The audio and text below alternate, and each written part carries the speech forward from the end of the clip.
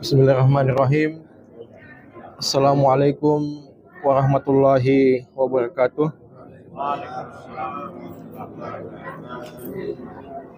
Alhamdulillah, alhamdulillahi rabbil alamin. Wassalatu wassalamu ala asrafil anbiya'i wal mursalin. Sayyidina Muhammadin wa ala alihi wa sahbihi ajma'in, amma ba'd.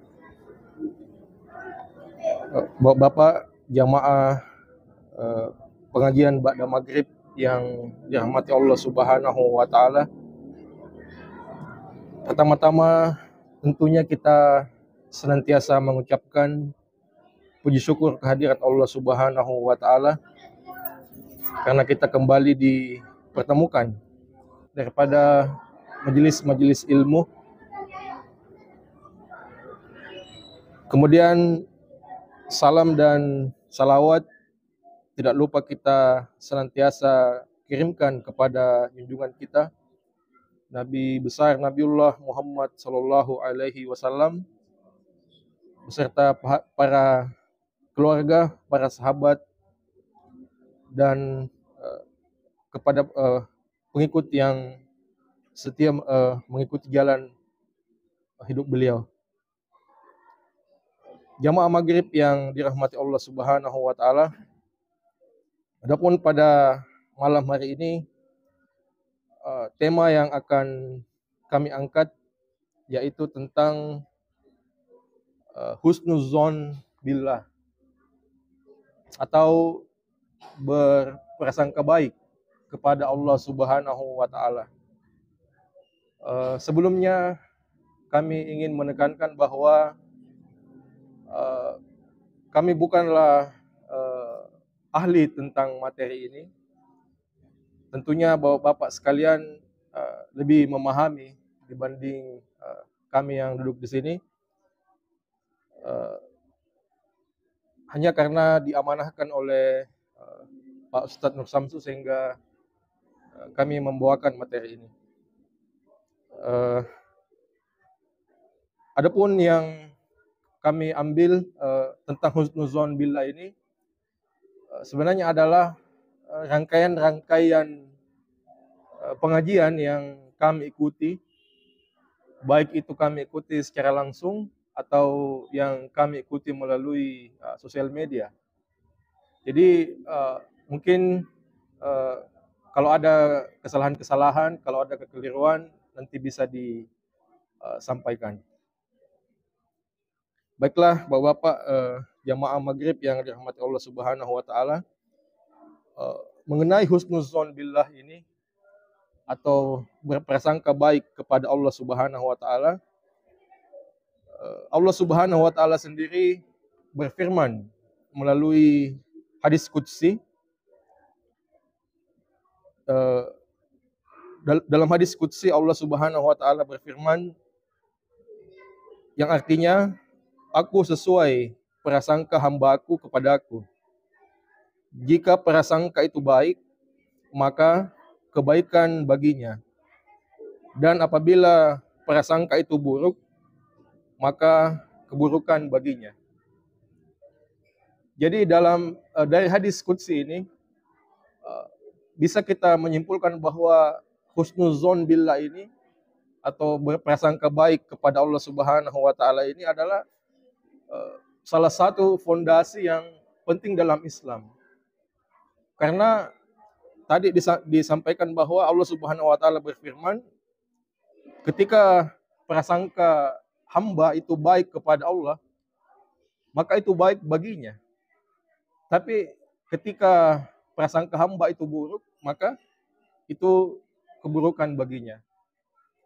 Kemudian husnuzon billah ini terdapat juga menurut ulama-ulama sufi yang kami pernah dengar, terdapat juga dalam Al-Quran, yaitu dalam surah Ali Imran ayat 102 yang artinya wala tamutunna illa wa antum muslimun. Kami tidak mengutip satu ayat, mohon maaf.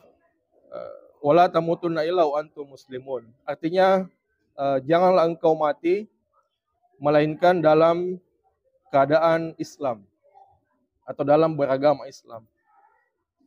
Ulama-ulama sufi kita menafsirkan ayat ini menjadi dua bagian.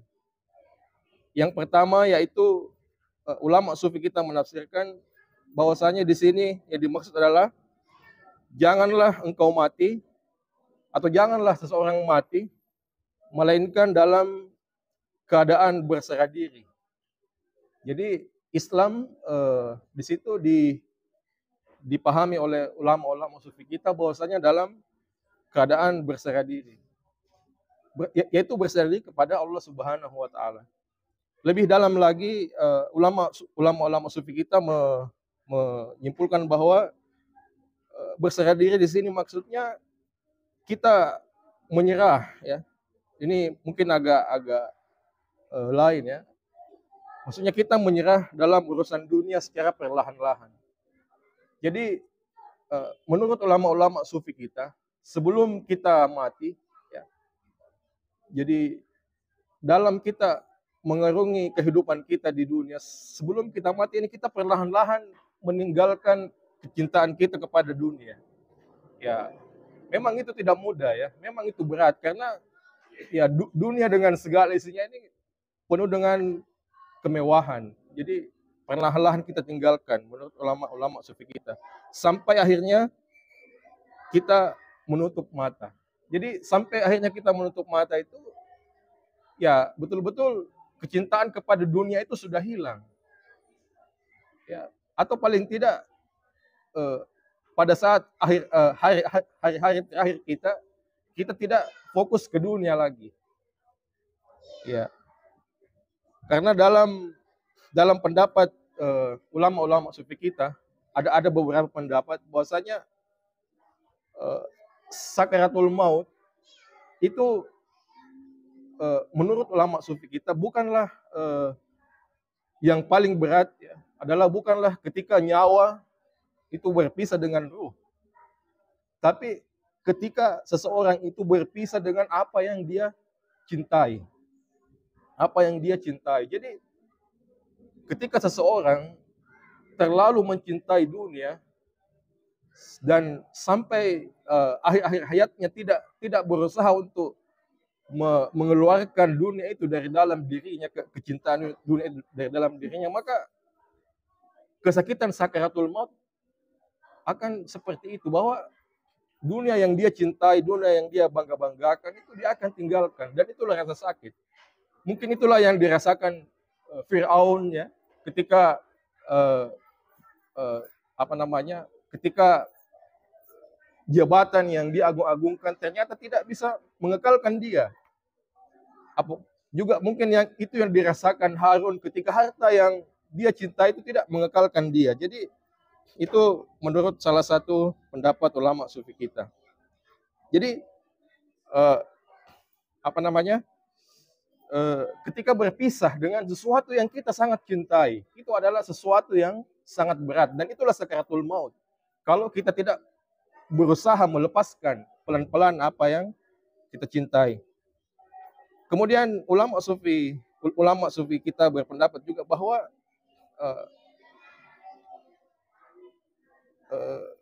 maka kalau begitu cintailah yang abadi. Cintailah yang abadi. Ya, apa itu yang abadi? Ya, amal kebaikan. Ya, amal kebaikan itu akan abadi. Sehingga bagi orang-orang sufi itu, kematian itu sebenarnya bukan perpisahan. Jadi tidak ada perpisahan karena dia mencintai yang abadi, mencintai amal kebaikan, bahkan lebih tinggi lagi, mencintai Allah Subhanahu wa taala. Jadi tidak ada keterpisahan bagi menurut ulama-ulama sufi. Tidak ada keterpisahan karena mereka selalu bersama dengan Allah Subhanahu wa taala. Kemudian penafsiran yang kedua, ini yang akan jadi pembahasan, mudah-mudahan cukup waktu. Selain tadi kita mengurangi kecintaan kita kepada dunia, wala tamutunna illa wa antum muslimun, ini juga ditafsirkan oleh ulama sufi kita bahwasanya semakin hari semakin kita bertambah usia, semakin waktu kita sedikit, kita cintai, kita kurangi buruk sangka kita kepada Allah Subhanahu wa taala. Ya, karena disadari atau tidak, kita banyak berburuk sangka kepada Allah Subhanahu wa taala. Ya, mungkin pada saat kita senang, ya kita tidak mengalami barangkali, ya, tapi pada saat kita sedih, pada saat kita susah, pada saat harapan tidak sesuai dengan kenyataan, kemudian buruk-buruk sangka itu akan muncul, akan sulit untuk kita hindari. Kemudian termasuk takdir yang buruk, ya. Termasuk takdir yang buruk, menurut ulama sufi kita itu bahwa tinggal berapa? 1 menit. Termasuk takdir yang buruk. Oh ya. Ya, karena menurut pemahaman ulama-ulama sufi kita bahwasanya tidak ada di dunia ini yang buruk, ya. Tidak ada di dunia ini yang buruk, termasuk pun takdir, ya. Ketika ada ulama membagi bahwa ada takdir baik dan ada takdir buruk, ya menurut ulama sufi kita sebenarnya tidak ada takdir buruk. Hanya karena pandangan kita melihat itu buruk sehingga kita mengatakan itu buruk. Padahal sesungguhnya menurut ulama-ulama sufi kita segala sesuatu yang Allah Subhanahu wa taala ciptakan itu adalah semuanya baik, tidak ada yang buruk, tidak ada yang sia-sia. Sebagaimana Allah Subhanahu wa taala berfirman dalam surah Al-Baqarah ayat 191, Allah Subhanahu wa taala berfirman, Rabbana ma khalaqta hadza batila. Bahwasanya Allah tidak menciptakan sesuatu yang batil, sesuatu yang buruk. Tidak ada Allah ciptakan. Semua yang diciptakan oleh Allah Subhanahu wa taala itu semua baik. Kemudian dalam surah Al-Kahfi Allah Subhanahu wa taala berfirman ayat 49, wala yazlimu rabbuka ahada. Wala yazlimu rabbuka ahada. Bahwasanya Allah Subhanahu wa taala tidak menzalimi. Tidak menzalimi terhadap apapun, terhadap siapapun. Jadi tidak ada kezaliman yang dilakukan oleh Allah Subhanahu wa taala. Hanya saja kita mungkin melihat itu sebagai sesuatu yang buruk karena kita memakai kacamata kita. Kita tidak memakai kacamata bagaimana kita memakai kacamata ma'rifat, ya. Kacamata dari Allah Subhanahu wa taala. Inilah saya kira salah satu fokus dari tasawuf, ya. Bagaimana melihat hal itu dengan sifat-sifat Allah, bukan melihat dengan melihat dengan kacamata kita. Sudah. Saya sebenarnya belum masuk inti, Pak, ini. Saya bisa kasih waktu sedikit, Pak. Bisa kasih waktu sedikit. Ya, saya baru pengantar ini, itu pun banyak saya potong-potong. Bisa saya lanjut, Pak, ya? Oke, ada 3 tamsil yang digambarkan oleh ulama-ulama sufi kita ini tentang husnuzon. Bagaimana kita berprasangka baik kepada Allah Subhanahu wa taala. Yang pertama, ulama sufi kita memberikan contoh. Misalnya seperti ini. Ketika bapak, ya, ketika siapa saja misalnya, kita biasa diantar oleh orang tua kita ke sekolah misalnya, ke satu tempat. Kemudian pulang dari tempat itu kita akan dijemput melalui suatu jalan. Coba kita bayangkan pada suatu hari kita dijemput oleh orang tua kita dari satu tempat. Kemudian pada saat kita kembali ke rumah, orang tua kita itu tidak melewati jalan yang selalu kita lewati, tapi melewati jalan yang baru, yang tidak pernah kita lewati sebelumnya. Yang mungkin jalan itu gelap atau bagaimana, sehingga kita khawatir, ya. Tentu sebagai anak yang normal, ya, melihat sesuatu yang baru, selama bertahun-tahun ibu saya melalui jalan ini, kenapa hari ini tidak lewat sini? Kenapa melalui jalan yang lain? Tentu si anak ini akan curiga, akan ragu, atau mungkin akan panik. Ya, mungkin saya mau dibawa kemana sama saya punya ibu ini. Ah, inilah inilah menurut ulama usul fikih kita ini bentuk daripada berburuk sangka kepada Allah Subhanahu wa taala. Bahwasanya ulama usul fikih kita mengatakan tidak mungkin ibu ini secara alami, secara alamiah mau mencelakakan si anak, ya. Tidak mungkin. Ya. Hanya saja anak ini berpikiran bahwa kenapa lewat jalan lain sehingga berpikiran negatif. Jadi ibu ini melewati jalan lain, mungkin jalan itu lebih pintas, mungkin jalan itu lebih apa ya, sehingga mudah dilewati. Tapi si anak ini mengukur dengan logika. Oh, ini jalan tidak pernah saya dapat, tidak pernah saya temui. Jadi itulah perumpamaan ulama sufi kita tentang husnuzon ini. Bahwasanya kita melihat apa yang Allah lakukan kepada kita itu dengan logika kita. Sementara Allah Subhanahu wa taala melakukan semua itu dengan rasa cintanya. Ya, jadi seperti anak tadi melihat, oh ini jalan baru. Logikanya sudah buruk. Padahal tujuannya ibu ini untuk jalan mungkin mudah dilewati atau seperti apa ya, karena seorang ibu tentu saja pasti mencintai anaknya. Tidak ada ibu yang tidak mencintai anaknya. Apalagi kalau dalam salah satu hadis dikatakan bahwasanya kasih sayang Allah Subhanahu wa taala itu melebihi kasih sayang ibu kepada hambanya. Jadi logika kita jangan kita pakai untuk mengukur kecintaan Allah Subhanahu wa taala. Pertama, perumpamaan yang kedua yaitu bagaimana ulama sufi kita mengumpamakan husnuzon atau berbaik sangka kepada Allah. Ketika misalnya kita terkena suatu penyakit, kemudian kita mendatangi seorang dokter.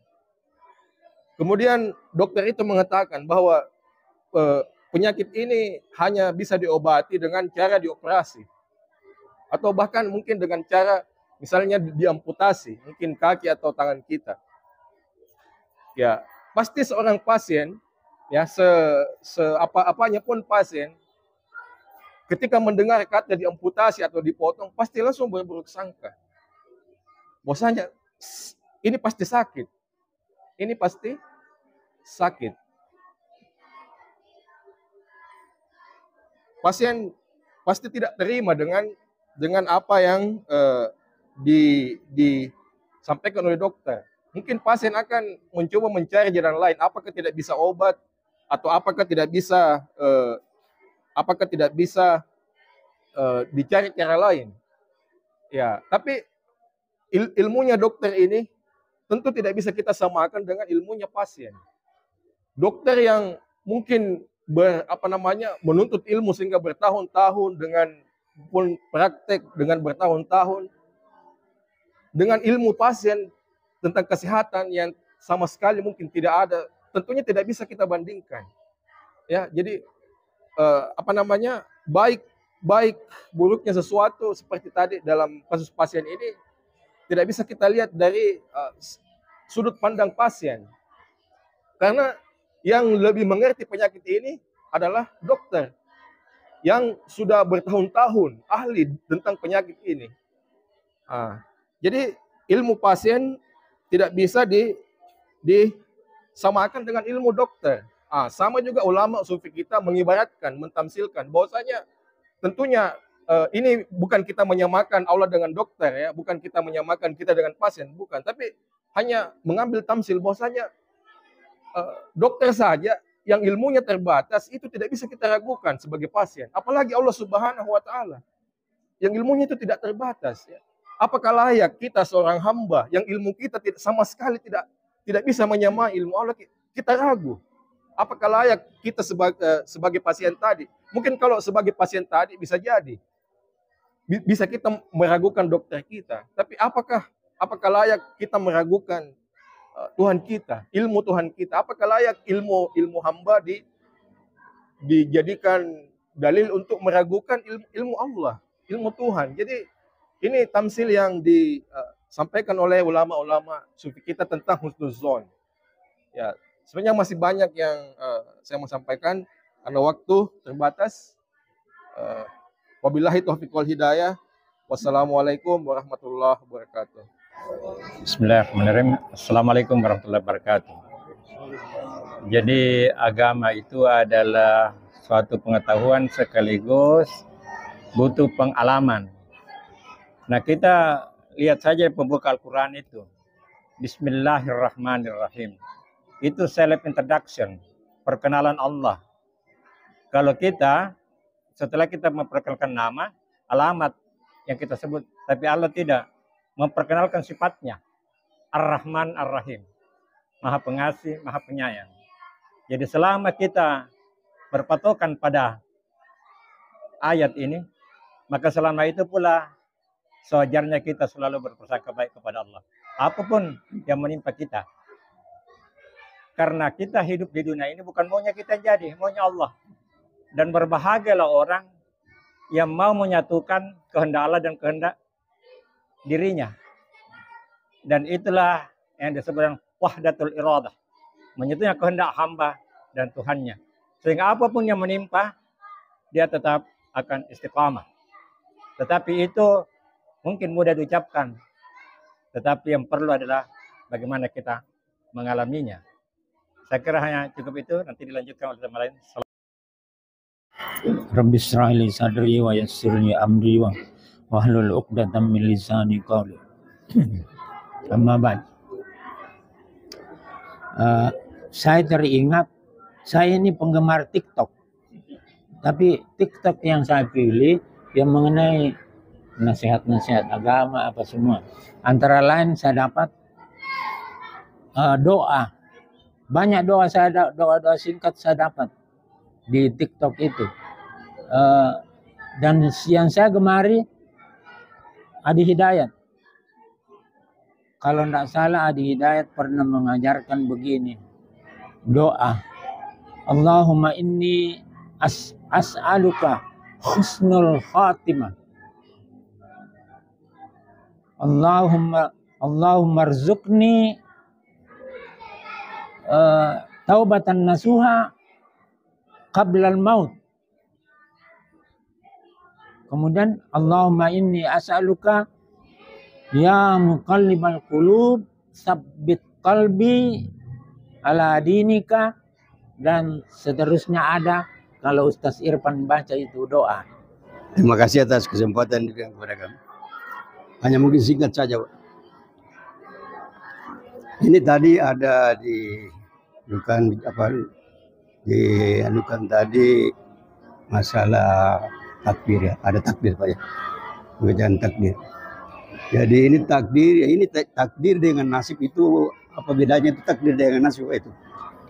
Nah, jadi kemudian ini begini, ada satu pekerja bangunan misalnya, ini mungkin dia sampai di asar tinggal harus dia jatuh sampai meninggal. Nah, ini anunya Pak, apakah sudah nasib apa takdir? Jadi saya tanyakan takdir dengan nasib itu apa bedanya itu?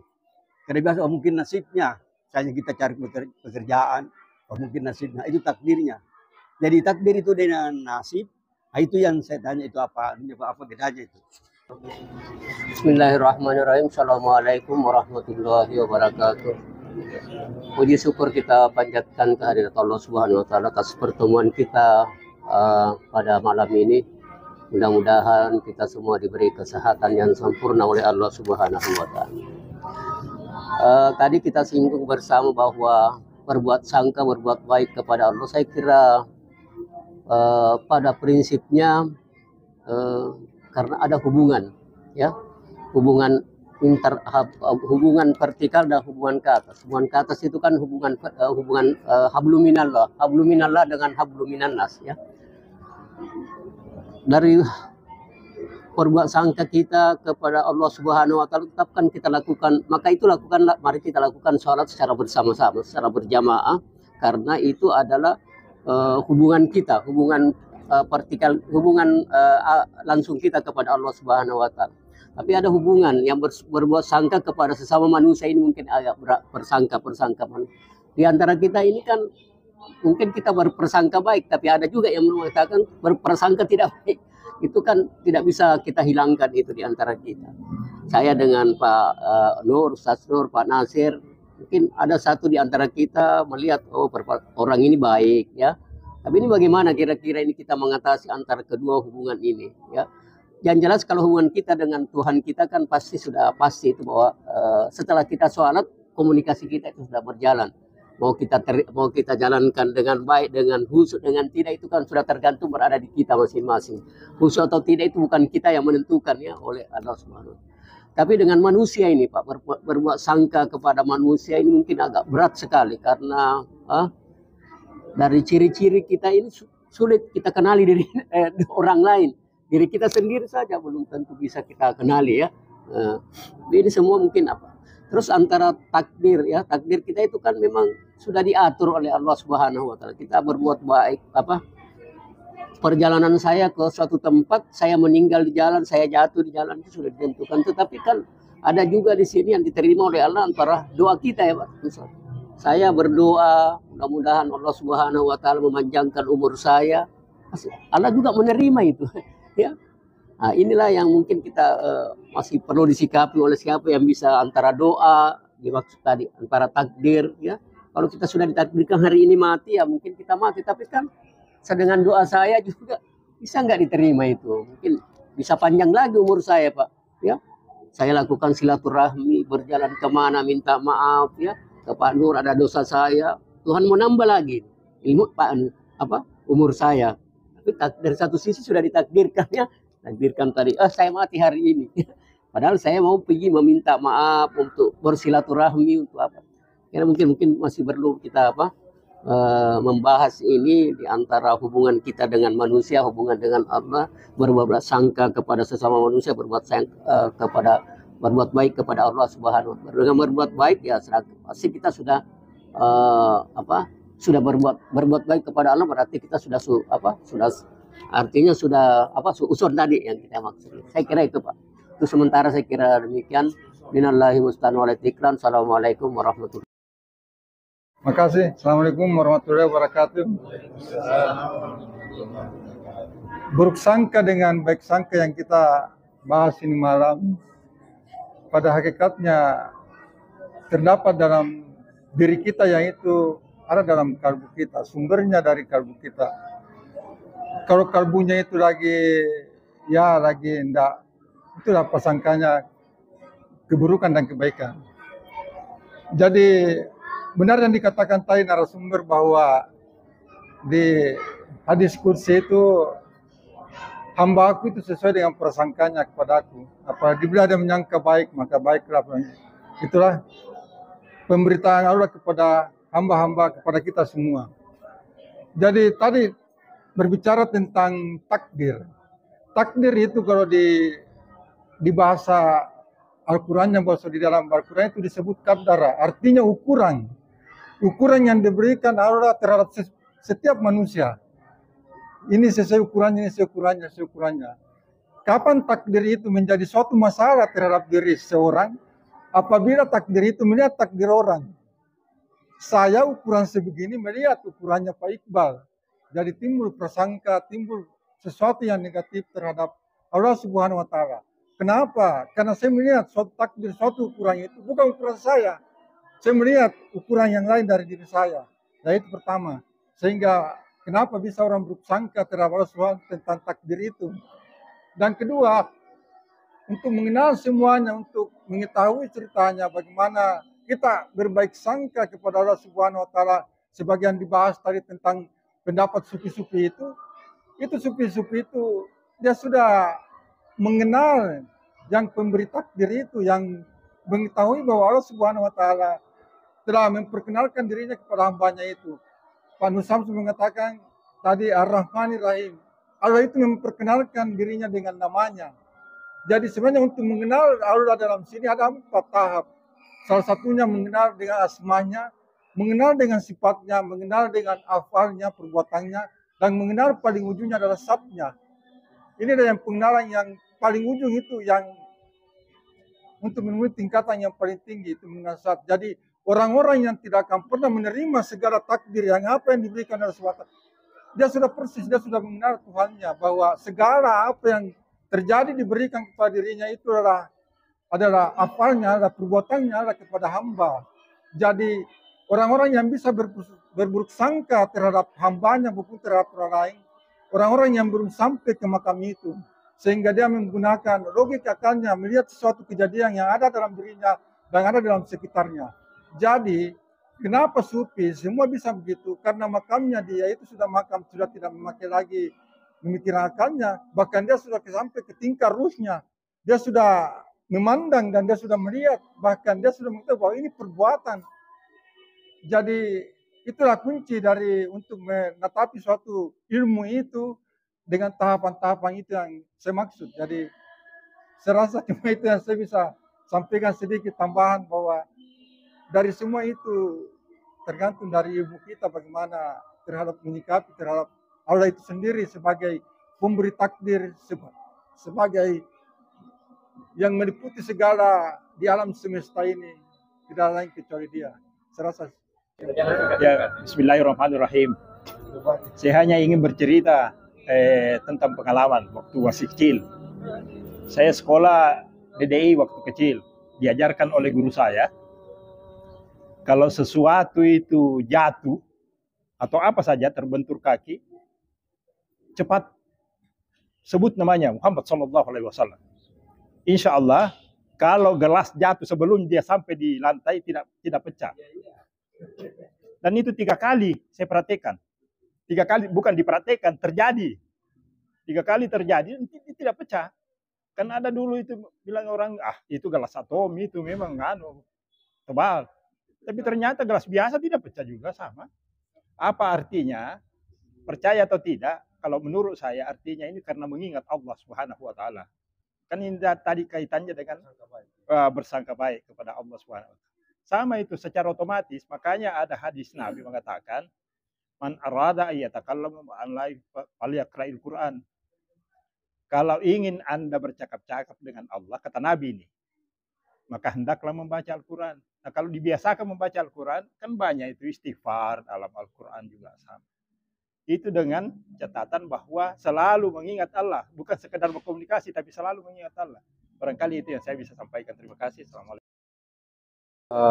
Menurut yang saya pernah dengar, ada juga tentang husnuzon ini, ada ulama sufi juga mengatakan bahwa andai kata kitab-kitab yang ditulis di Lauh Mahfuz itu tentang takdir-takdir kita semua ini, andai kata diperlihatkan semua kepada kita, itu tidak ada lagi kita sedikit pun buruk sangka kepada Allah.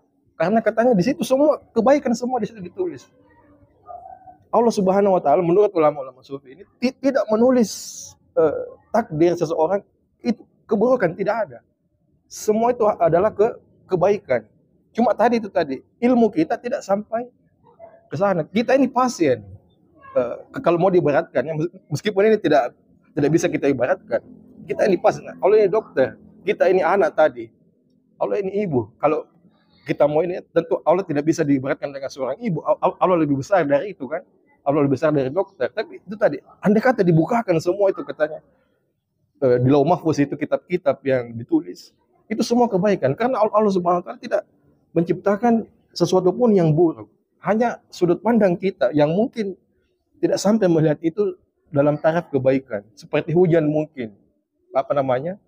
Menimbulkan banjir. Mungkin bisa saja kita bilang, ini banjirnya ini buruk. Ya. Tapi pasti ada sisi kebaikannya. Meskipun kita tidak lihat. Mungkin salah satu kebaikannya dana bansos yang dikorupsi. Tidak jadi dikorupsi karena untuk digunakan untuk banjir, mungkin itu salah satu. Jadi ilmu kita yang tidak sampai melihat kebaikan-kebaikan yang Allah Subhanahu wa taala takdirkan kepada kita, itu menurut ulama-ulama sufi kita. Demikian, wassalamualaikum warahmatullahi wabarakatuh.